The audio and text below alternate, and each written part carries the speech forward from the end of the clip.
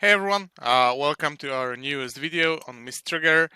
Today we have a very special treat. We are interviewing Bartosz Ziemba, Inazumi Hello. from Poland, our testing team. And of course, he is a finalist of the recent ProTour Lille. So Bartosz, Yes. as for Flesh and Blood, you were top 8 at Polish Nationals last year, top 8 at Yes. Utrecht Battle Hardened, and of course losing the final in Lille Pro Tour to Matthew Folks. Um, I think it's safe to say that you are becoming better known in the fab world. But I don't know if any of our viewers know you personally as we do. So if you could tell us something about yourself. What do you do in life? What do you enjoy besides fab, of course? Hello guys. I'm Bartosz, as you heard.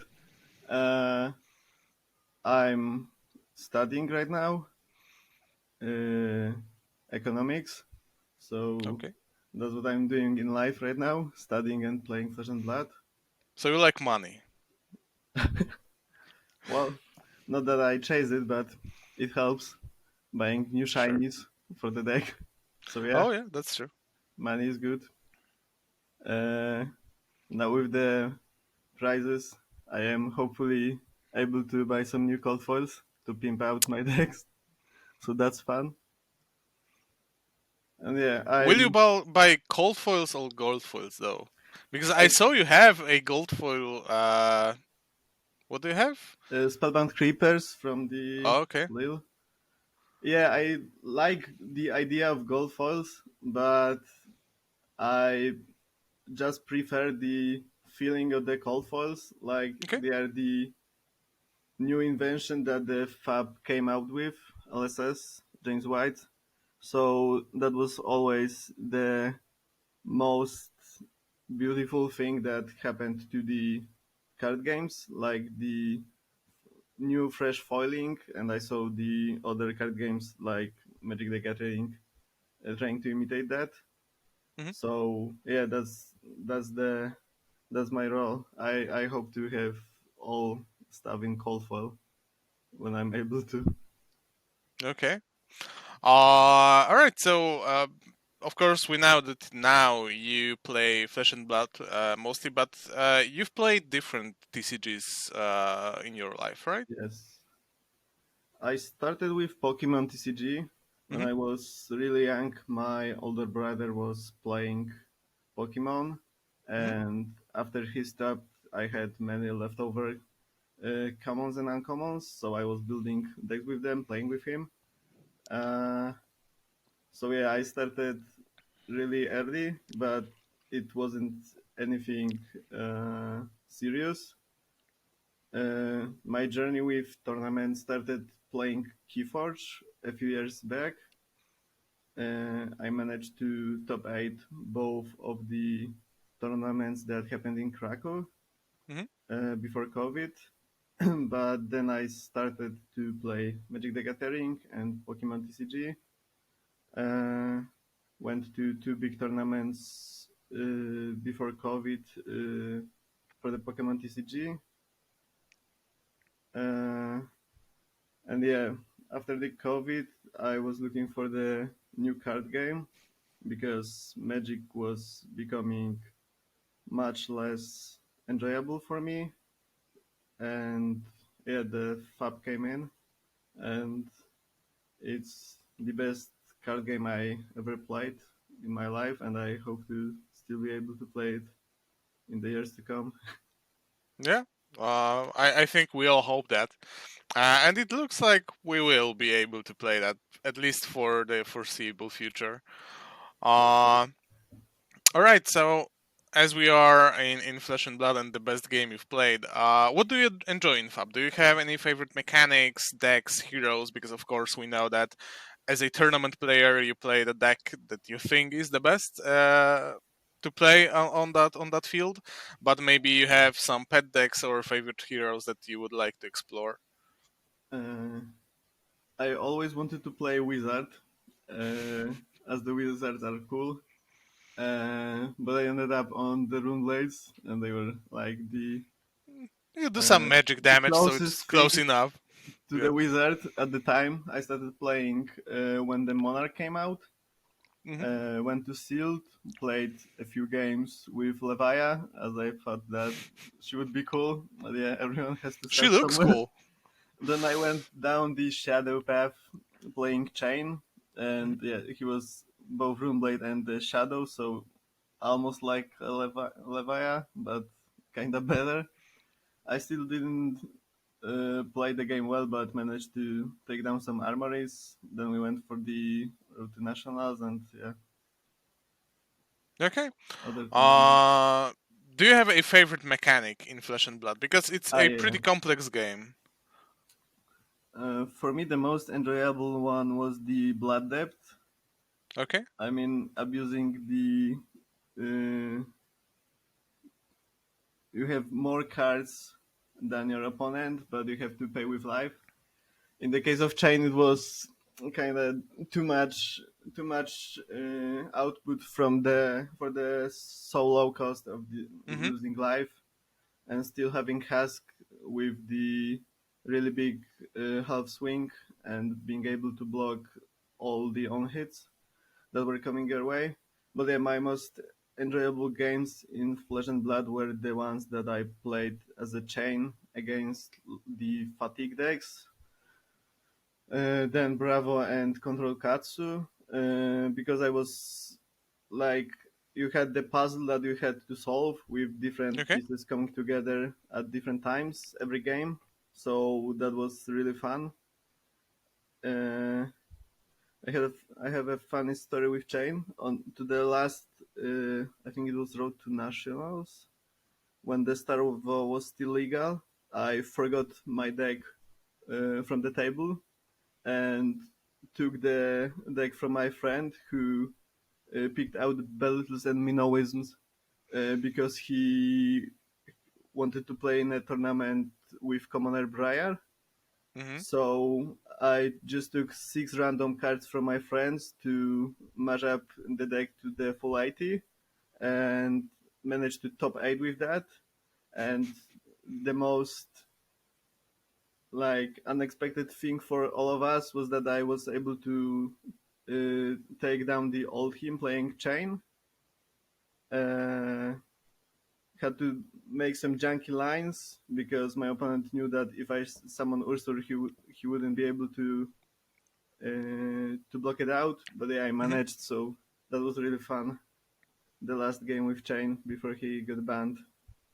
Yeah, I think that Chain in after the Seeds ban was a really fun deck to play, especially against Guardians. It was really tiresome, but um, the thing that you knew that you have the goal to create Ursur and to make that happen with stacking instants with blood depth and so on was really fun puzzle to solve. Yeah, I agree with that. I've played that on the nationals last year and it was really great experience. Um, all right, so about the Pro Tour, because we all know that that is the latest, biggest thing that we've had. We have nationals in a few weeks, but we are still living somehow in Lille. So, what was your Pro Tour experience? Because you were not in Jersey with us, so it was your first Pro Tour. Yeah. Uh, did you have any expectations where they met? Did you enjoy the event and so on? Well, I expected to play a really good Flesh and Blood, and I got that. Yeah. So overall experience, I was really enjoying everything. I really like that the James White was here and the new card preview from the Dynasty, all the cosplayers, artists.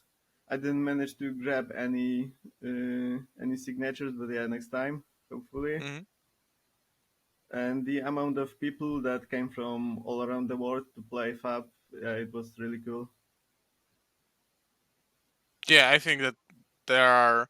I think this Pro Tour was around the same size as the one in New Jersey, but we've had, as I feel, more different countries present. So It's always easier when you have tournaments like that in Europe because you have so many different nationalities on the continent, so It it's was easier really for them fun to to meet travel. people from the different countries that we went to, even for the callings. Yeah. So yeah, Okay, so of course we know that you were in the final, and we will talk about your deck in a little bit. But yeah. first of all, tell me something about the draft. Do you enjoy the limited format in Uprising, and how did you do in those drafts on Pro Tour? Hmm. I went 2-1 day one and Hmm. 3-0 day two, Okay. playing both drafts with Dramai. Uh, I was kinda always pushed into playing Dramai at locals because everyone was either forcing Fi or Icelander, so oftentimes I wasn't able to play any of them, so I ended up with Dramai, ended up liking her, Hmm. and got good with her. I knew all the strategies and stuff that you have to pick, so yeah, that helped me a lot. But as for the draft, I feel that there are the 14 card packs don't allow you to pivot or change your deck choice early on, later on, Hmm. because I feel like if you miss two or three picks playing Fi is not a problem, but for the Icelander and Dromai, if you have to play uh, bubbles in Icelander or like many yellows and Phoenix Flames in Dromai, the decks are pretty bad, and you just can't compete with the mid mid well built decks. Okay. So I feel that having two additional cards in packs, like 16 picks, not 14, and maybe giving out like blank cards that help with the Dromai and Icelander deck building, like the Phoenix Flame does, Hmm. would help a lot. Because you can play Phoenix Flames in Dromai, but they are pretty bad. You don't want to play them. Uh, you want to play them if you have Transmogrify, but the Transmogrify is a card that you don't want to have in your deck. You just there are much better options that that both block free and can still generate bigger value as you want the Ash generation and Hmm. big attacks because that's the way you can gain tempo against the Fi. So I would hope in the next set that they create more of the cards that are like the Phoenix Flame for Fi. Hmm. But in this set, we talk with our play group that it would be good if there was like a blank blue spell for Icelander that just Yeah. activated your wand and pitch for blue, block for two, and for the drama like a red.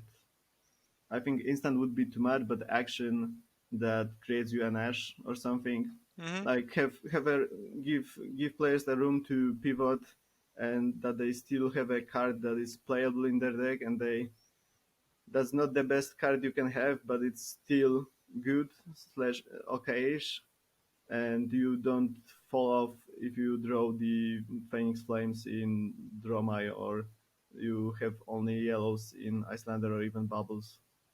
Yeah, I think that's true because playing yellows in Icelander is really bad, and you are kind of forced into it sometimes because the packs are just like that. You can have those yellow cards sometimes.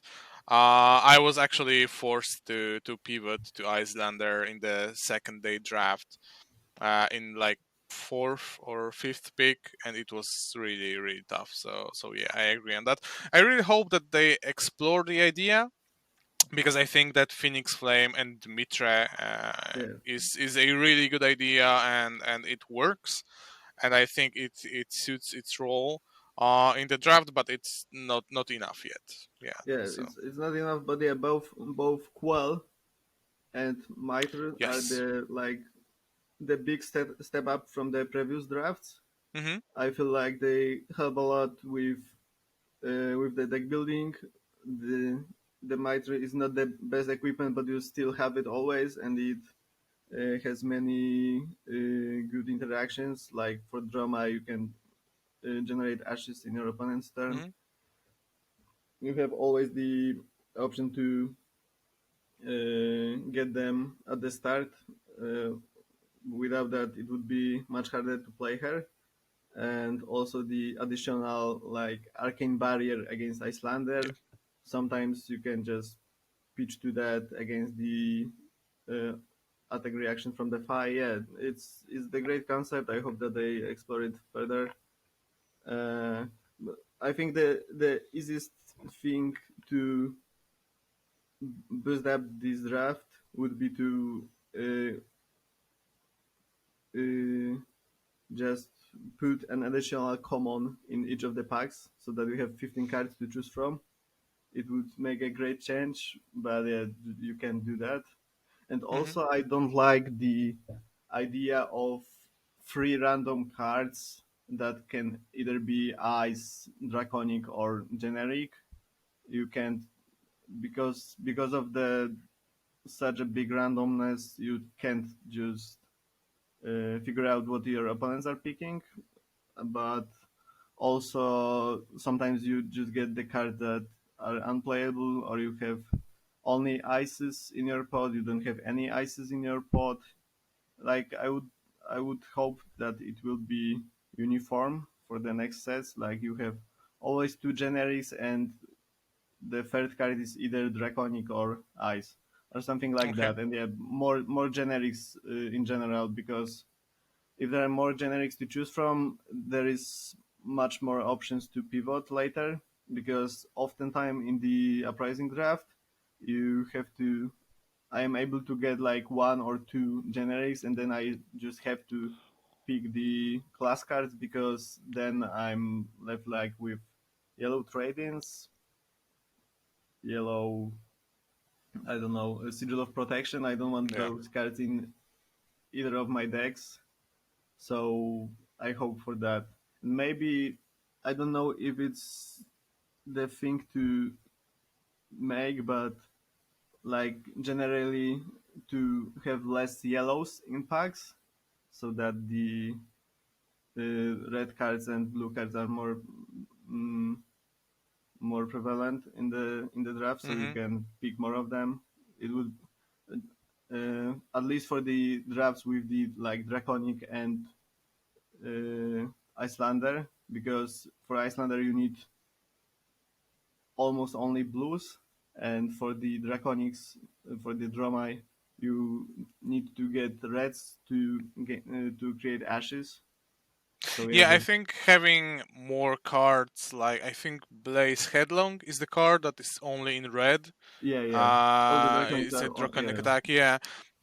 So I understand, of course, that we have those cycles in Fab and they are needed, and I believe that there will be a day when we will play Yellow Sigil of Protection, with some weird deck or another iteration or Prism or anything. But yeah, they screw up the draft pretty badly, and I hope they will make some more adjustments to that.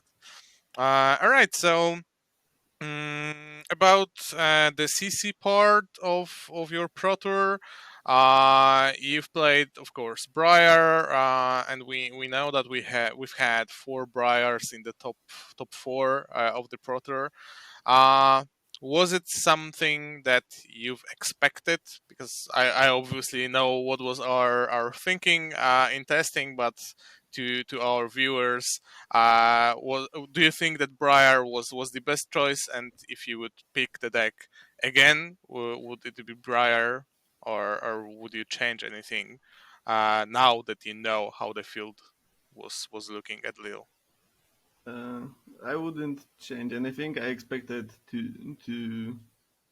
uh, to face many illusionists, and that happened because we at the start thought that the prism wouldn't be there, so we were thinking about the Bravo, but because of the recent events that there were always many prisms, even in Utrecht when we took Bravo, we are sure that no one would play Prism because of the really bad five matchup. But there still were so many Prisms, and we faced our only losses were against Viserais and Prisms because Viserai was the toughest matchup and the Prism was unwinnable matchup. Okay. So after that, we just chose to play Briar because she has good matchup against Prism and can like she doesn't have any bad matchups. She only have like mediocre matchups, and all of the rest are the good matchups for her. So that was our choice for the field. Most often, you just lose against yourself, against your bad draws. So that's the that's the only thing we were concerned with. So after after that, yeah, I would always choose Briar for that event and the future events if she wouldn't get banned. But I think after the nationals, she will for sure get the living legend status. So Hmm. we'll have to think about something else for the worlds. Yeah, I think it's safe to say that we will see Briar get Living Legends. She needs like 160 points or something, and I think it's a little over 1500 Thousand. points to get Yeah, from. Yeah, it's either 1600s on 7 or 17. I'm not sure. yeah, Um, but yeah, she will for sure get it. I don't think that would be possible for her not to get the living legends. It's like she only needs a few wins, and after her success in the Pro mhm. Tour, I think many people would jump onto her. Well, we just saw the Battle Hardened in Portland. No, not Portland. I don't remember. Sorry, I don't remember the location. But we've just saw the results yesterday, and we've had zero Briar in top eight actually. So this is an interesting thing. We'll see. Maybe I think she will get Living Legend for sure, but I think she might get those points in Europe, not the US Yeah, probably. or New I Zealand. think it's just the difference between the like local scenes, and Hmm. in Europe people play really aggressive decks and most of them room blades, as we saw from the Spain, Hmm. Poland, and uh, United Kingdoms. It's not in Europe, but yeah. Uh, It's so I close enough. close enough, but yeah, I think it's just the regional affection for the type of play Hmm. you want to focus on. So for the United States, it's as we see uh, many control decks, and now that the Prism is out, people can finally play Icelander. And also, I think that it was the someone wrote that on Twitter that right now the people that were playing Prism are either playing Icelander or the Or Dromai. Dromai? Yeah. So yeah, in the top eight there were like three Icelanders, two Dromais or something. I think So it was 2 and 2. maybe two and two, but Yeah. yeah, still that I think that it mostly came up to the fact that the really good players that were playing Prism before and just took their new heroes to the field and won. So that Mhm. was the case here. I think. All right, so we've covered ProTour, but also we have the main part of our video, which is a deck tech Yeah, of your list with Briar. So if you could share the yeah. screen, Let's jump to it. yeah, we will do that. It's Smiley's, but it was like put together with the help of the whole Polish community that was on the Pro Tour. So Yeah. they're just some of my Yeah, this is tweaks. actually a great thing because of course as of right now we are preparing for the nationals which we have in 3 weeks from now. So all groups in Poland are testing in, within themselves. We of course test our ideas in our let's say mistrigger and friends team. But when we prepare for the Pro Tour, it's really Team Poland all the way. So everyone chips in, everyone share ideas, and this list was created, yeah, with help of most of the players that were at the Pro Tour and decided to play Briar, because of course we've had some people playing something else. So we've helped to test and tweak their decks as well. But the Briar thing was, I think, like 70 or 80% of Team Poland played Briar in CC. So. Yeah, it was something like that, and also that people in Poland were playing with the Briar for like the whole year. After it came out before the nationals that she was so good, everyone jumped on her, and then most of the people stayed because Hmm. she was so good, and the playstyle was also really fun. So, and the thing with her, I like Briar much more than the Viscera right now without the Skeleton. That on her bad turns she can still block for 12 or more Hmm. if she gets jammed with only non-attacks, and for the Viscera it's like 9 or 10 block.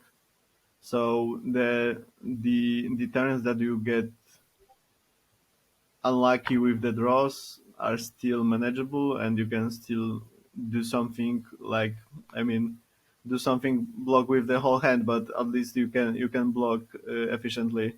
And Hmm. that's why I was thinking about the Viserai before the Pro Tour, but played a few games with him, and that was the thing that scared me, that the my bad turns would be uh, an opportunity for my opponent to gain tempo. And with Briar, if my opponent has a chance to come back, I at least can block and get the value from the embodiment of Earth. Hmm. All So right, so we see the deck on the screen. yeah, Tell us which cards are in the main deck, which are considered side. What are those cards and not the others? yeah. So that's the main deck. I Hmm. choose to have a main deck that I just pick a few cards out from to getting the sideboard cards, not having like the 55 card deck that I just jam in the cards for the matchup. Uh, what we see here is the list that I use against all the aggro matchups like Briar Mirror, Phi, and there are some other matchups, but yeah, only slight changes for the sideboard cards. I think the most cards I take out is like five, because the deck is so good in its form that you only want to like, you could play this 60 against almost everything. So that's what I like about the deck, that you don't have to change much to get great results from that. And yeah, I we choose in the testing that this, let's start with like Sigil of Suffering, because these are only defense reactions apart from the unmovable. Hmm. So Sigil of Suffering, we were playing it at the nationals, then suddenly stopped. No one knows why, but it's really good right now because almost no one is playing the null runes, because the equipment is, there are no like good equipments with the arcane barrier on it apart from the like Phi, who has the tight flippers now. But it's almost always against most of the matchups that you play it in, just 5 for 0. Like you block for 4, deal 1 arcane damage to them. It also helps with some random uh, attack reactions and lightning presses in mirrors. So that's why they're here. And also, like, if I wouldn't play them, I would play sonatas there, but I don't like the sonatas because one thing is that they can miss, but also I don't want to get my all of my blues shuffled up and draw the cards I don't want. And also against all him, I want to if they're playing to fatigue, I want to pitch stack my deck so that I can jam the mount heroic with like phone or free attacks with go again. So that's also the thing with that card, that it's really like that, or this, or the Sonata uh, is like one of the best defense reactions right now in the game, Hmm. I think. So yeah, that's why it's here. I mean, the Briar is almost the just the pile of the best cards that you can get, and you support that with the great buffs. So, and gain value from that. So yeah, for the attacks, we have like the most basic setup. I think the only difference from most of the lists is that we choose to play exit confidences in main. Hmm. They're mostly for the defensive matchups uh, in the history, but it's still what you want in the deck. It's for attack card for 0. Sometimes you can pack it with additional blues, so it's like the 6 for 6 damage from 2 cards, so it's still good. Sometimes it helps with just uh, channeling the Mount Heroic for the additional turns. So yeah, it's mostly there just for being 4/0, but it has additional uses. Hmm. Scar for Scar is like one of the best cards in all aggro decks. It just has innate go again almost always when you're racing against your opponent. Hmm. Raven's Rabble is the same thing. It always has go again. It almost doesn't matter that often if you get blues or reds at the top, because you play it for the go again effect. So in the turns with the Mount Heroic, you want to have as many cards that have go again as possible. So that's the that's the stuff with the cards we have here. Uh, Snatches are just 4/0 and draw. They are pretty much, I think, one of the best rares in the game. It's I like the one of the best on-hit effects that you Yeah, can yeah, get, especially like in the aggro drawing a matchup. card. Yeah. The Matthew Folks played 6 of them. Hmm. When I was thinking about the Briar release with the abilities, I thought about adding them too. So yeah, I that's why that's why they are good. Drawing a card, and also I think that most of the decks don't get such value from drawing a card as Briar does, because of the fact that she just puts out so much pressure with Chalmal Heroic and Force of Nature, that having an additional card draws really helps her to output the like infinite amounts of damage and killing your opponent on the spot. Cox the Commotion, I think, also was the card that people were mostly playing as a sideboard card against the defensive decks, but after thinking about it, we just wanted it against all of the decks, because when you get the Channel Mount Heroic in, the thing that you suffer from in this build is not that many go against as you get from the Belittles.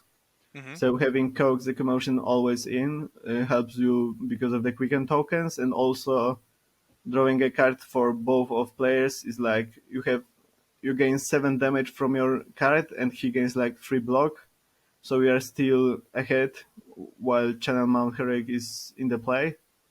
So having them in the turn with Force of Nature, you jam out so much damage that it almost always kills your opponent. Lightning Strikes are like the card that has go again on the spot. Drawing a card with the embodiment of lightning or quickens is also really good, because you can filter out your non-attacks uh, when you have mount in play. And just having 7 damage from 2 cards is really good, because you are able to easily make the embodiments of Earth. Hmm. So just playing this for 7 and arsenaling something then you can just prolong the game due to having so many free block uh, cards that jump up to 4, having embodiment. Lightning surges are also the cards with go again. Only 2 and 1 lightnings because there are not that many lightnings here. I'm playing lightning presses only against Prism, Oldhim, and the Wizards because I think in the mirror and most of the aggro matches you don't want that to uh, to have in your hand when you are forced to block, and also getting free damage from a card is not that good, as you can get 4 from almost all of your cards, or get free from the non-attack actions and half of the embodiment, so it's much better. And also there are not that many on-hit effects. Coxic Commotion is a card that has an on-hit, but it doesn't matter that much, and the snatches you only have 3 in your deck, so that's you have to play 2, in my opinion, bad cards to get a good effect from the 3 cards you have in your deck. So yeah, that's why I choose to cut them. I was playing them for a long time, but I think that was just because we were playing the Lightning build so much, and just after swapping to the Earth build with Channel Mount Heroic and stuff, we thought that it would be still good here, but it really wasn't. So that's why it was cut off. It was really good with the Plunder runs, obviously, because you were able to cycle out your cards and get the embodiment, then random attack, press it, gain those 2 cards that you used to get an embodiment. So right now I would only play it in the defensive matchups that you have to push your damage through to get value from that, and the aggro matchups are not that. Hmm. Only 2 Command and Conquers. I think right now after the Prism got out, I might come back to 3. But because of the Crown of Providence, this card got much worse. But still having it in the later part of the game is really good. Most of the decks want to play. Most of the aggro decks right now want to play with like 5 card hand to get most value of that. All the Rune Blades, Fi uh, is good against Lexi. It's still a breaker for Illusionist. So cutting it to 2 to then get many of them in the early game, and at least you can block for free with that. So that's still good. But in the later part of the game, even in the finals, when Matthew used his Crown of Providence, I was able to force him to block because he would lose his arsenal. And Swarming Gloomveils, they'll have Go Again. There are some janky interactions with the embodiment of Earth, so that's also good. But yeah, mostly for the Go Again, that's always there. And even having Gloomveil and the blue still generates you 6 damage because you can make a rune chant, attack with Gloomveil, maybe get an embodiment and swing with Rosetta for 2. So it's really good.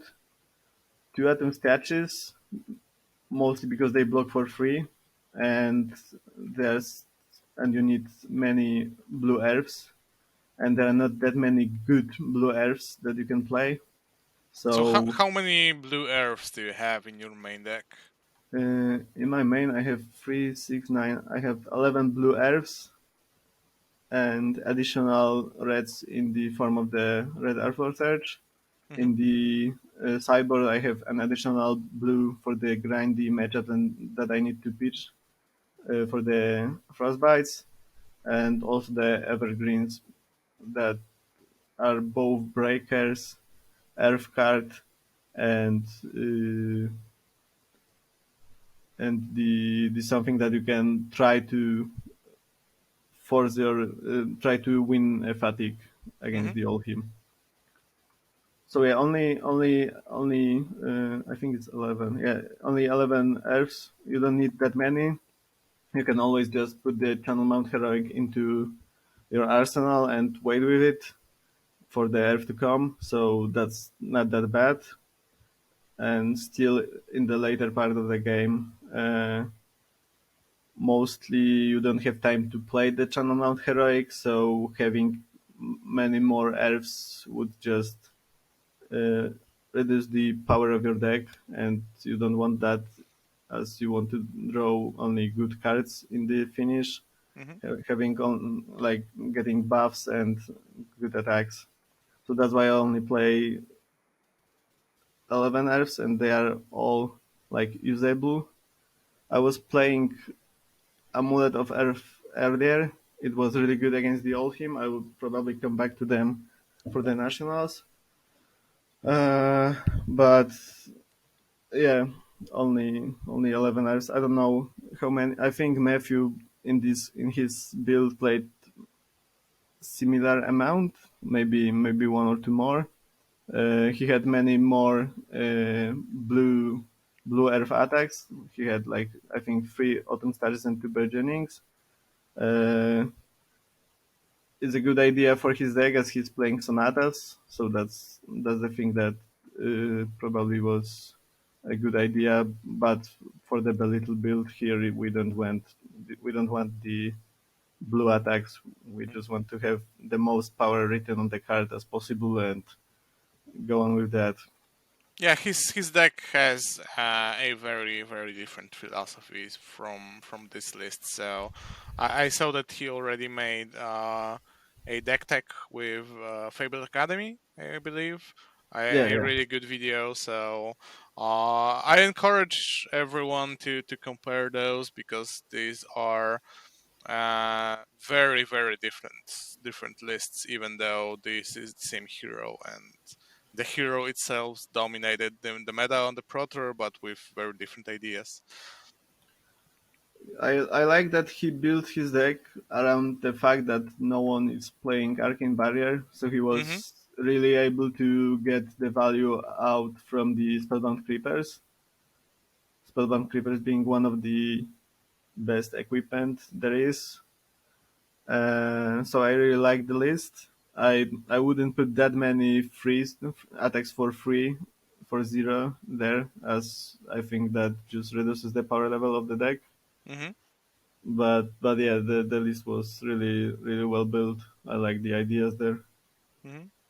So Uh, you have a very standard set of a few non-attacks, them being Channel Mount Heroic, of course, and Bramble Spark, Force of Nature, and the Blue Earth to fuel the Mount Heroic. But you also have two very interesting cards. First of all, Red Earthful Search. Can you explore this idea? Because we all know in the Polish team where that came from, but it's a really good story, I think. yeah, our friends from Team Poland managed to find the while looking for the ideas what to do with the list. They like went to the FabDB and checked out the junky meme decks and all the competitive ones. They checked all the lists that were there, but in the junky competitive or junky meme something, they found the red airflow surges, and they put one into their list for the calling Utrecht, and they then later told us that it was really good. I played a few games with that. I thought it was really bad. I couldn't get any value from that. Then I put the second one, played some more games, and it became one of my favorites there.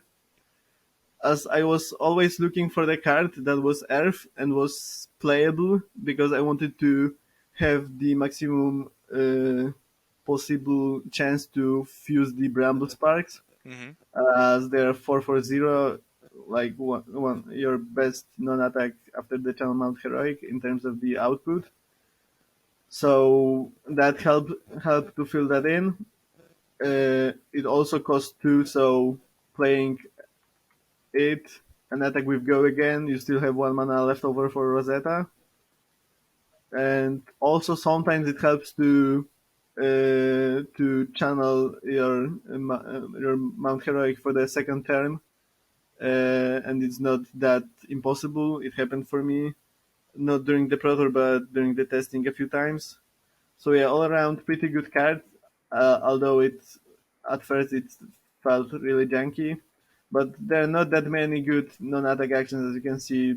You mostly play Mount Heroic, Nimblism, and all Mount Heroic, Bramble Spark, Nimblism, and all of the rest cards were just blues that you were able to play but didn't want to most Hmm. often, only in the certain situations. So adding Airflow Surges was really good for the deck as it helped with the creation of the embodiment of lightning, uh, and having and it helped with the 4 card turns that you would sometimes draw into, and most often the Runeblades play the best from either 3 or 5 card hands, and it helped with those turns that you had only 4, as you drew that from the top, and still you were able to trade with Bramble Spark, Airflow Surge, and random 4 for 0 attack. You're able with 1 blue in hand, you're able to deal uh, like 17 damage, so it's Okay. really a lot, and it's free arcane damage in that, so it's hard to block. The best turn that you can have is like playing Bramble Spark, Airflow Surge, and Snatch for uh, 13. It's like you can block it out with your full hand. You have to give out equipment in the mid game. You don't have the equipment, so it almost always hits. It's so good, but you just had to play with it and get like familiar with that, and then it became the I think the best card in the deck apart from the Eternal Mount Heroic. Yeah, this is actually a great addition, and we were really surprised how much it works. Yeah. So there is also this rounds on me, which was the big debate in the Polish team, whether to play this card or Sift. You decided on this round on me, but after the tournament, would you change that for blue Sifts or not? I think that I started the uprising format with sieves in the deck, but then later one of our friends from the our local community proposed these runs on me to Hmm. have in the deck, and then I think and both sieves and these runs on me most often in all of the games are just the blue that blocks for 4, and that's what you want from that. Okay. Sieves help you with the hands that you have all of the non all of your cards are non-attacks. So that's why half of the Polish players were playing that. But I figured out that if I'm if I'm to if I drew all non-attacks, I still want to block with them, and that playing Sift isn't just as good as you would think at the at the start. As for the equipment, uh, we have like the standard 4. For me, the new addition was the either Iron Weave, playing it against the aggro matchups, as you don't often get enough value from the Fendal Spring Tunic. You don't get 2 counters.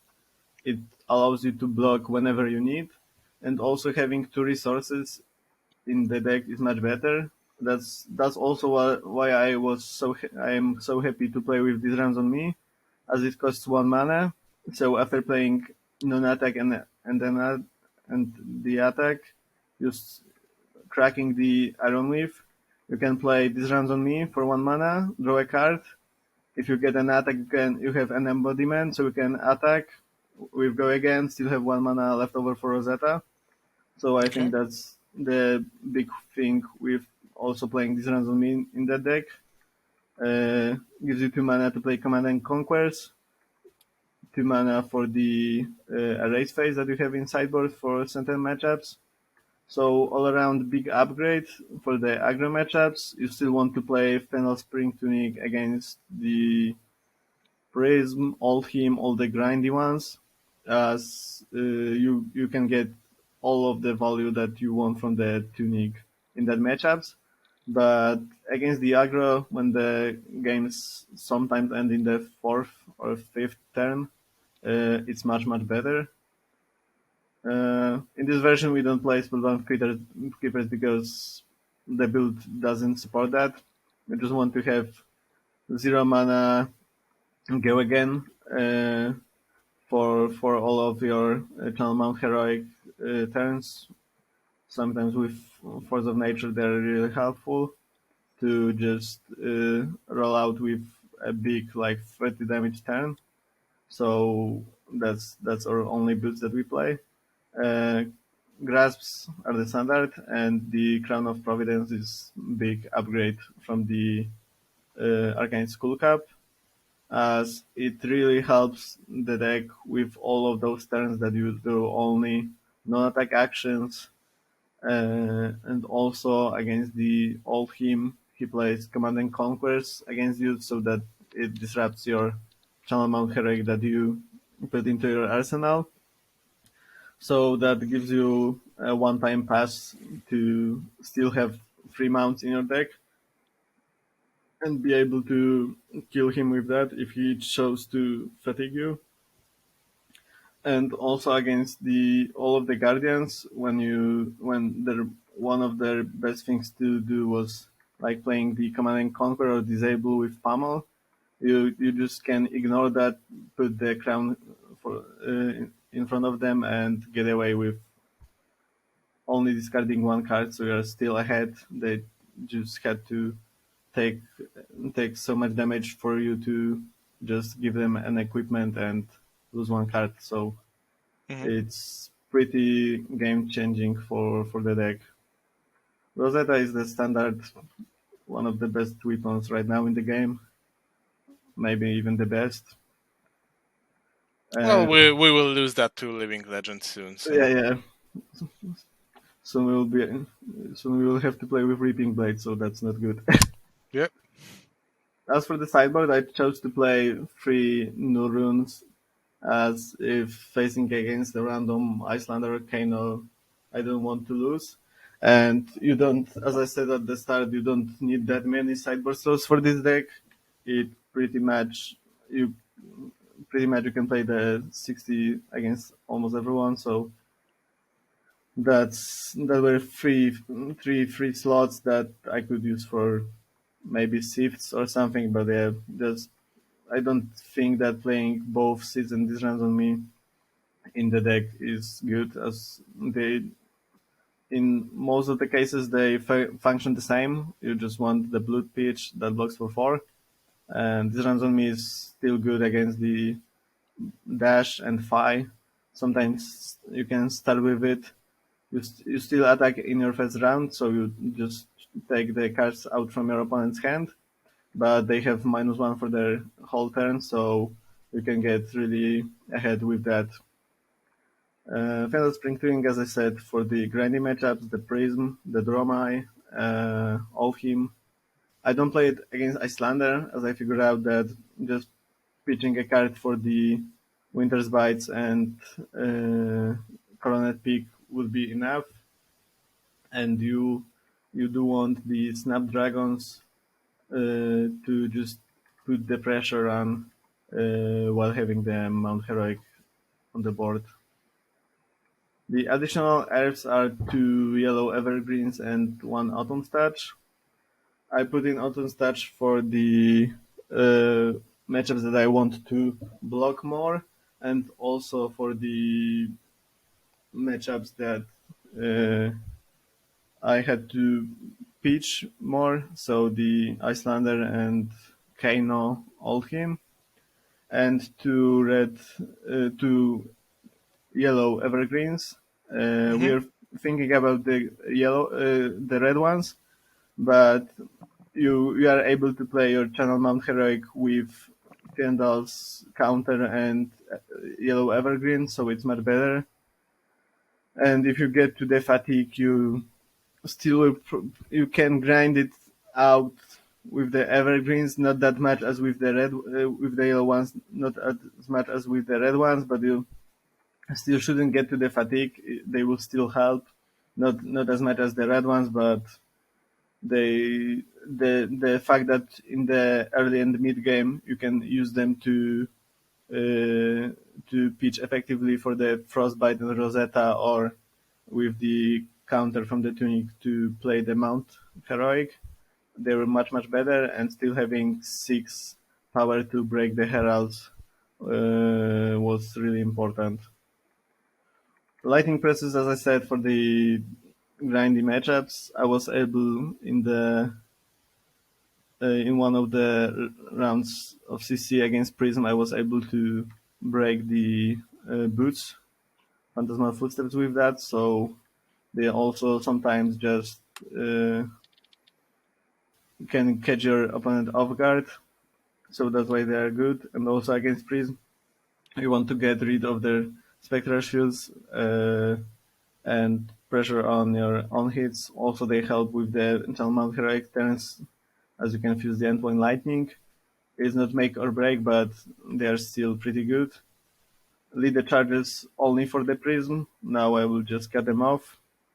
Sometimes getting it when your opponent just played the Arclight Sentinel is really game changing. And just to clear the auras if they just put too much of them. And in the worst case scenario, it works as an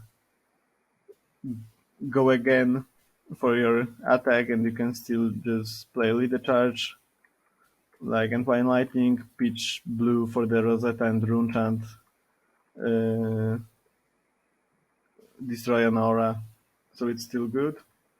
Erase faces for the Dash and Viserai matchups. I didn't play them against Illusionists because just having Channel Mount Heroic, Lightning Presses, Evergreens, and 2 Command and Conquest was enough. I didn't want my deck to be too high on the costs, as your pitch is really low. You have only like those few blues, and you want to play some of them, like the Inazumi and Force of Nature. I even cut the Inazumi against Prism because I wanted the additional cyber slots. So having them while cutting free blues would be really bad, as while testing I was just getting all the red hands with erased faces. My opponent was putting out auras, not attacking me, and I was like slowly losing tempo that I gained earlier. And one unmovable for the Bravo matchup, as it really helps it out. Having 3 sigils and one unmovable just almost wins you the game when you draw it in the good position, as they have to take all the damage to pump out one of their big attacks, and you just even playing unmovable from the top and giving out one of your pieces of equipment just loses all of their tempo, and you're able to still play out from 2 cards or even 3 if you have Arsenal. So yeah, that's it. All right, so thank you, Bartosz, for this great insight. As you can see, there is quite a lot going on here in this deck. Even though Briar is very popular right now in Europe, we can see very different philosophies of playing the game. Um, so I think it's safe to assume that you will be representing Briar on nationals as well. Yeah, I think there are no other good choices there. Maybe Icelander, maybe Ice Lexi, but I just want to focus on the worst right now and Mm-hmm. testing for that. So having the deck ready for the nationals is really good. Okay. All right, so thank you very much for joining me today. Yeah, thank you. I hope that everyone liked the video, that you've enjoyed that and learned something from this deck tech. Of course, if you want to ask any questions, leave us a comment. We will either ask Bartosz and provide you with an answer, or maybe he will answer you himself. Yeah. And yeah, so we are back to testing right now. And for all of you, like, subscribe, do everything that you have to do on YouTube for our videos to work. And see you in the next video. Bye. See ya. Thank you very much.